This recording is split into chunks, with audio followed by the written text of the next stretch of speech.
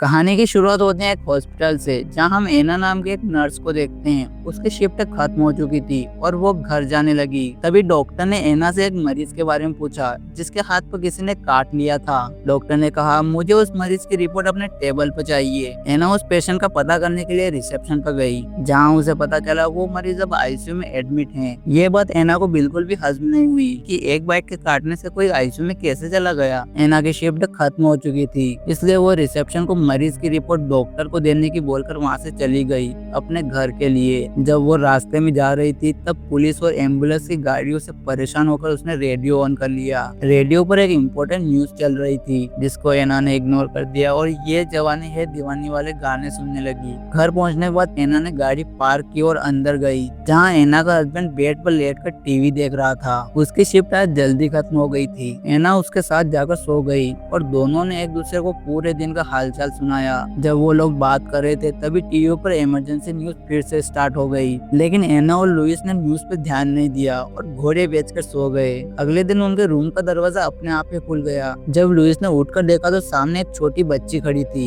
जिसका नाम लुयन था। वो उनकी नेबर थी। वो बच्ची बहुत ही बुरी तरीके से घायल थी। ये देखकर लुइस उसके पास गया और एना को एम्बुलेंस को कॉल करने को कहा। तभी उस बच्ची ने झपट कर लुइस के गले पर जोर से काट लिया। एना लुइस को बचाने के लिए उसको और भागी। एना ने बच्चे को उठाकर रूम से बाहर फेंक दिया और फिर से बच्चे को अपने आप आता था जल्दी से दरवाजा बंद कर लिया। लुइस का बहुत ही ज्यादा खून बहने लगा। वो तड़प रहा था। एना उसके गले को कपड़े से ढककर खून रोकने की कोशिश करने लगी, लेकिन इसका कोई फायदा नहीं हुआ। अब एना मदद के लिए एम्बुलेंस को कॉल करने लगी, लेकिन आगे से लाइन बिजी थी। उसे कुछ भी समझ नहीं आ रहा था। वो जोर जोर से रोने लगी। तभी लुइस उठकर खड़ा हो गया। जब एना ने लुइस को आवाज लगाई तब लुइस ने एना को मारने के लिए उस पर अटैक कर दिया। जैसे तैसे एना ने उसे खुद से दूर किया। लुइस की आंखें बदल चुकी थी और वो बहुत ही ज्यादा डरावना लग रहा था। एना ने अपने आप को बचाने के लिए कार की चाबी उठाई और खुद को वॉशरूम में बंद कर लिया। अब एना वॉशरूम का विंडो ओपन करने की कोशिश करने लगी, लेकिन लुइस जोर जोर से दरवाजा पीट रहा था और वो दरवाजा तोड़कर अंदर आने लगा। एना किसी तरह खिड़की खोलकर बाहर कूदने लगी। तभी लुइस ने पीछे से आकर उसका पैर पकड़ लिया और कहा, एक चुम्मा तो हमको उधार दे दो।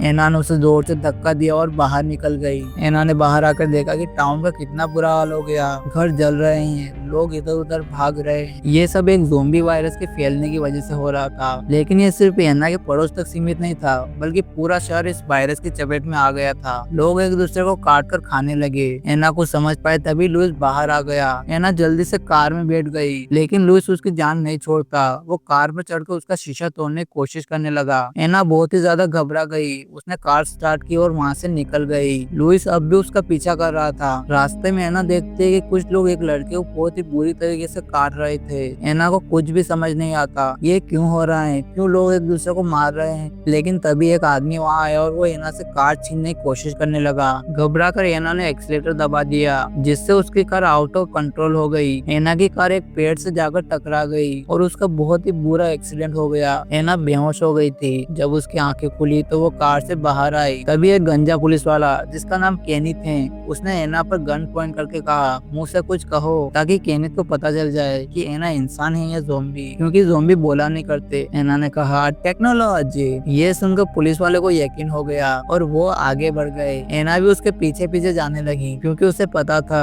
कि पुलिस के साथ जाऊंगी तो जिंदा रहूंगी। अब ये दोनों आगे बढ़ रहे थे। तभी रास्ते में इन्हें 3 लोग और मिले, जिसमें से एक का नाम था माइकल, दूसरे का एंड्री और एक प्रेग्नेंट लेडी जो एंड्री की वाइफ थी। केनिथ को फोर्ट पेस्टर नाम की एक जगह जाना था, क्योंकि उसका भाई भी वहाँ फंसा था। उन लोगों ने केनिथ से कहा, हम लोग भी वहीं जा रहे थे, लेकिन रास्ते में ज़ोंबीज भरे पड़े हैं और अब हम 8 से 3 हो गए। ये चारों तरफ से ज़ोंबी से घिरे हुए थे, इसलिए अब ये पांचों के पांचों मॉल की तरफ निकल गए। उन्होंने पीछे का गेट तोड़ दिया और अंदर घुस गए। एक ज़ोंबी ने उन्हें देख लिया था, इसलिए वो उनके पीछे पड़ गया। केनिथ ने जल्दी से गेट बंद कर लिया। अंदर आने के बाद माइकल और एंड्री दोनों लड़कियों को केनिथ के पास छोड़कर मॉल चेक करने के लिए निकल गए। इन दोनों ने अलग अलग जाने का फैसला किया। माइकल को स्टोर रूम से किसी की आवाज आई। जब उसने दरवाजा खोला तो देखा वहाँ एक सिक्योरिटी गार्ड जो अब ज़ोंबी बन गया था, वो किसी को खा रहा था। ज़ोंबी ने माइकल को देख लिया था और उसने माइकल पर हमला कर दिया। वहीं दूसरी तरफ एंड्री की वाइफ को एक ज़ोंबी ने पकड़ लिया। एंड्री की वाइफ खुद को छुड़ाने की कोशिश करने लगी।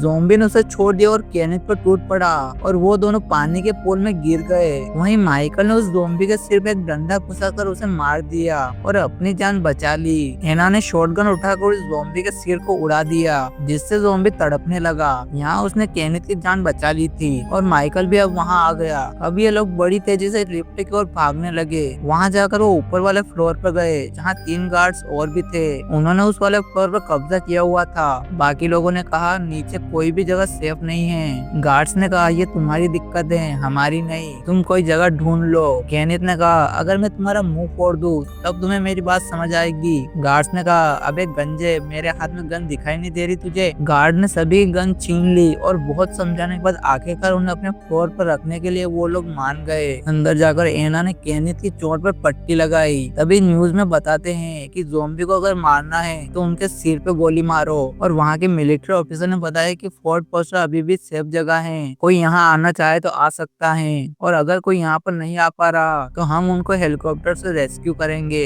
वहीं हम देखते हैं कि हेनरी की वाइफ को ज़ॉम्बी ने काट लिया था, लेकिन ये बात उसने किसी को नहीं बताई। हेनरी ने अपने वाइफ से कहा सब ठीक हो जाएगा, मैं हूँ ना तुम्हारे पास। न्यूज सुनकर माइकल के दिमाग में एक आइडिया आया। उसने कहा हमें छत पे जाकर कुछ बनाना चाहिए जिसे आर्मी का ऑफिसर देख सके। अब सभी ने मिलकर बिल्डिंग की छत पर SOS लिख दिया। तभी उन्हें सामने वाली बिल्डिंग पर एक और आदमी नजर आया। वो इन्हें एक बोर्ड पर लिखकर कुछ समझाने की कोशिश कर रहा था। यहाँ बहुत सारे ज़ॉम्बी इकट्ठा हो गए थे, इसलिए ये लोग अब नीचे जाने लगे। रात को सीजन ने इन सभी को एक अलग रूम के अंदर बंद कर दिया ताकि ये लोग कोई गड़बड़ ना कर सके। अगली सुबह एक सिक्योरिटी गार्ड जब कंट्रोल रूम में गया, वहाँ उसने देखा कि एक ट्रक बड़ी तेजी से उनकी तरफ आ रहा है। उसके अंदर कुछ सर्वाइवर बैठे थे। बाकी सभी लोग उन्हें बचाना चाहते थे, लेकिन सीजे को तो बस अपनी जान की फिक्र थी। जब दूसरे गार्ड ने कहा कि हमें इनकी बात मान लेनी चाहिए, तब सीजे ने उसे जान से मारने की धमकी दी। मौका देखकर माइकल और बाकी लोगों ने सीजे और उसके साथियों से हथियार छीन लिए और उन्हें कैद कर दिया।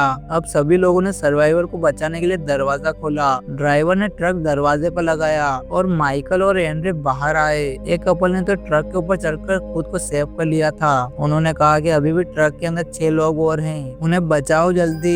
लेकिन तभी उन पर ज़ॉम्बी की भीड़ टूट पड़ी। माइकल और हेनरी ज़ॉम्बी को एक एक करके मारकर उन्हें रोकने लगे, लेकिन ज़ॉम्बी की संख्या बहुत ही ज्यादा थी। सभी लोगों ने जल्दी अंदर जाकर दरवाजा बंद कर लिया और ट्रक के सभी लोगों को बचा लिया था। अब इनकी बातचीत चल रही थी, तब केनिथ ने कहा हमें फोर्ट पोस्टर जाना चाहिए, लेकिन अभी आए नए सर्वाइवर ने बताया वो जगह पूरी तरह से तबाह हो गई है और वहाँ पर कोई जिंदा नहीं बचा। लेकिन केनिथ ने उनकी बात पर यकीन नहीं किया और वहाँ जाने की जिद करने लगा। माइकल ने उसे रोकने की कोशिश की और कहा यहाँ सबको तुम्हारी जरूरत है। इन सब से परेशान होकर केनिथ छत पे चला गया। सामने वाली बिल्डिंग पर खड़े आदमी ने उससे इन्फॉर्मेशन मांगी। केनिथ ने बताया फोर्ट पोस्टर खत्म हो गया है और कोई मदद नहीं आने वाली। इसी तरह इन दोनों के बीच में दोस्ती होने लगी। इसी दौरान एना ने उस बूढ़ी औरत का चेकअप किया। उसे कुछ भी समझ नहीं आया कि इसे हुआ क्या। बूढ़ी औरत की हालत बहुत ही ज्यादा बिगड़ी हुई थी, लेकिन उसे बुखार भी नहीं था। उसे ज़ॉम्बी ने काट लिया था और थोड़ी देर बाद वो मर गई। वो लोग कुछ भी समझ नहीं पाते। तभी वो औरत उठकर खड़ी हो गई। सभी लोग वहाँ से भाग गए और उसने एना पर हमला कर दिया। एना ने खुद को बचाने के लिए उसके आंख में सरिया घुसाकर उसे मार दिया। इसके बाद एना को समझ आया कि वायरस काटने से फैल रहा है। ये बात उसने सबको बताई और एक और सर्वाइवर फ्रैंक को भी काट रखा है और वो भी जल्दी ज़ॉम्बी बन जाएगा। यह सुनकर हेनरी डर गया क्योंकि उसकी वाइफ को भी ज़ॉम्बी ने काट लिया था। माइकल ने कहा इन्फेक्टेड आदमी को मारना पड़ेगा वरना सभी खतरे में पड़ जाएंगे। माइकल गन लेकर उसे मारने के लिए जाने लगा। माइकल ने फ्रैंक को कहा तुम इन्फेक्टेड हो और सभी के लिए खतरा बन जाओगे, इसीलिए तुम्हें मरना होगा। फ्रैंक खुशी खुशी मौत को एक्सेप्ट कर लेता है क्योंकि इससे उसकी बेटी बची रहेगी। अब केनिथ फ्रैंक के ज़ॉम्बी बनने का वेट करने लगा। फ्रैंक की हालत बहुत ही बिगड़ने लगी थी और फ्रैंक जैसे ही ज़ॉम्बी बना केनिथ ने उसे शूट करके खत्म कर दिया। अब हम देखते हैं कि एक दिन डिनर के दौरान अचानक लाइट चली गई। केनिथ, माइकल और कुछ गार्ड जनरेटर चेक करने के लिए बेसमेंट में गए। वहाँ उन्हें एक अजीब से आवाज सुनाई दी। तभी वहाँ पर एक डॉग आया और सभी लोग बेफिक्र हो गए। लेकिन तभी एक ज़ॉम्बी ऊपर से गार्ड्स पर टूट पड़ा और उसे काट लिया। उनकी आवाज सुनकर बाकी ज़ॉम्बी भी वहाँ पर आ गए। सभी लोग वहाँ से जान बचाकर भाग गए, लेकिन वो उस गार्ड को नहीं बचा पाए। उधर एंड्री की वाइफ पर डिलीवरी का टाइम आ गया था। एंड्री ने उसकी वाइफ को बेड पर बांध दिया और कुछ देर बाद वो मर गई। उसने एक बच्चे को जन्म दिया था, लेकिन उसकी वाइफ अब ज़ॉम्बी बनकर जिंदा हो गई। एंड्री ने ने अपनी वाइफ का मुंह दबा दिया ताकि कोई आवाज ना हो। तभी एक बूढ़ी औरत वहाँ आई। उसने लूडा को देखकर उस पर बंदूक तान दी। हेनरी ने कहा, तुम मेरे परिवार को मारना चाहती हो। बूढ़ी औरत ने कुछ भी नहीं सुना और उसे शूट कर दिया। बदले में हेनरी ने उस औरत को गोली चलाकर मार दिया। जाते जाते औरत ने हेनरी को भी खत्म कर दिया था। गोली की आवाज से सभी लोग वहाँ आ गए। उन्होंने देखा कि सभी लोग मर गए हैं। एना ने उस बच्चे का कपड़ा हटाकर देखा तो वो भी ज़ॉम्बी ही पैदा हुई थी, इसलिए एना ने उसे भी मार दिया।